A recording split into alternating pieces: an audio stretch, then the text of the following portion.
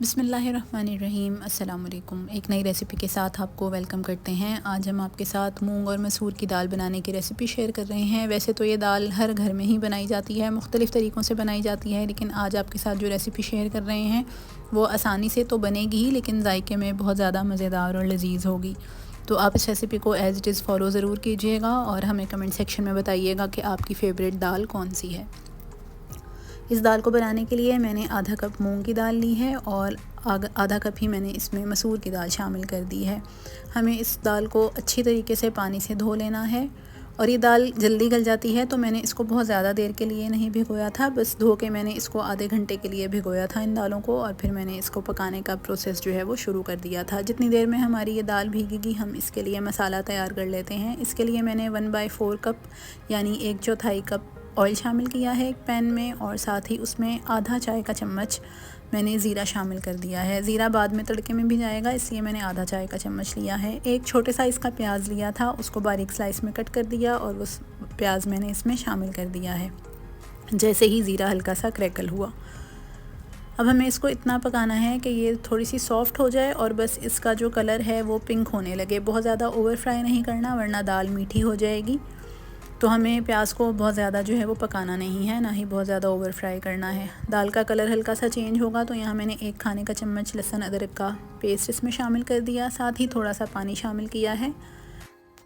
इस स्टेज पर मैंने आंच थोड़ी सी स्लो कर दी थी ताकि हमारा मसाला जले ना। पानी डाल के थोड़ा सा मिक्स किया है, साथ ही साथ एक बड़े साइज़ का टमाटर लिया था, उसके छिलके उतार दिए थे और स्लाइस करके वो भी मैंने इसमें शामिल कर दिया है। मसालों में हमारे पास नमक, मिर्च, धनिया और हल्दी मौजूद है, जो मैंने लेवल करके एक खाने का चम्मच लिया है। नमक और मिर्चें आप अपने टेस्ट के अकॉर्डिंग इसमें एडजस्ट कर सकते हैं। तमाम अज़्ज़ा को अच्छे तरीके से मिक्स कर लेंगे और मैं इसको स्लो हीट रखते हुए ही पकने के लिए रख दूँगी। कवर कर दूँगी लिड से, और फिर ये प्याज और टमाटर गल जाएंगे तो हमारा मसाला भुनकर तैयार हो जाएगा। तकरीबन 8 से 10 मिनट लगेंगे। स्लो हीट पर पकते हुए ये टमाटर अच्छे से गल जाएंगे। आप देख सकते हैं बहुत अच्छी ग्रेवी जो है वो बनकर तैयार हो गई है। मैंने सारा मॉइस्चर ड्राई कर लिया है और ये जो अब मसाला है इसमें मैंने जो दाल भिगो के रखी थी मूंग और मसूर की आधा कप, उसको हम इसमें शामिल कर देंगे। 2 से 3 मिनट तक मैं इस मसाले में इस दाल को अच्छे से भूनूंगी ताकि तमाम फ्लेवर जो हैं वो इन्फ्यूज़ हो जाएं अच्छी तरह से, और फिर इसमें मैं गलने का पानी शामिल कर दूंगी। तकरीबन 2 कप पानी मैंने इसमें शामिल किया है। अभी आपके ऊपर है, अगर दाल जल्दी गल जाने वाली है तो आप पानी की मिकदार कम ज़्यादा कर लें, और अगर आप प्रेशर कुकर लगाना चाहते हैं तो फिर मज़ीद पानी को कम करके आप इसको प्रेशर भी लगा सकते हैं।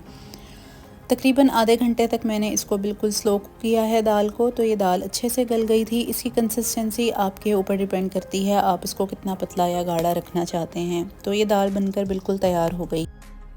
मैंने इसको बिल्कुल मुनासिब गाढ़ा रखा है ताकि ये रोटी और चावल दोनों के साथ सर्व की जा सके। अब इस दाल के लिए ऊपर से एक तड़का तैयार कर लेंगे, जिसके लिए मैंने एक पैन में ऑयल शामिल किया है। आप घी, मक्खन कुछ भी ले सकते हैं। तकरीबन आधा कप मैंने शामिल कर दिया है ऑयल का, और उसमें मैंने लाल साबुत मिर्चें शामिल की हैं 2 से 3। ये आप अपनी चॉइस के मुताबिक कम या ज़्यादा कर सकते हैं। 5 से 6 जवे मैंने लहसुन के लिए थे, उनको छील के बारीक स्लाइस कर दिया और वो भी साथ ही शामिल कर दिए। गोल्डन होना शुरू होगा जैसे ही लहसुन, तो मैंने यहाँ पे इसमें 2 से 3 हरी मिर्चें शामिल कर दी थी।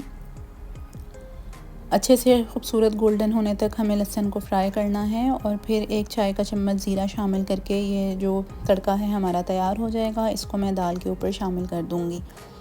अब आप इस दाल को डिश आउट करें। इसको जो है वो चावलों के साथ या रोटी के साथ आप सर्व कर सकते हैं। बहुत ही मज़े की लजीज़ दाल बनकर तैयार होती है। आप इस रेसिपी को ट्राई ज़रूर कीजिएगा। अल्लाह ताला हमारे और आपके रिज़्क़ में बरकत अता फ़रमाए। मज़ीद नई रेसिपीज़ के साथ हाज़िर होंगे, तब तक के लिए इजाज़त दीजिए। अल्लाह हाफ़िज़।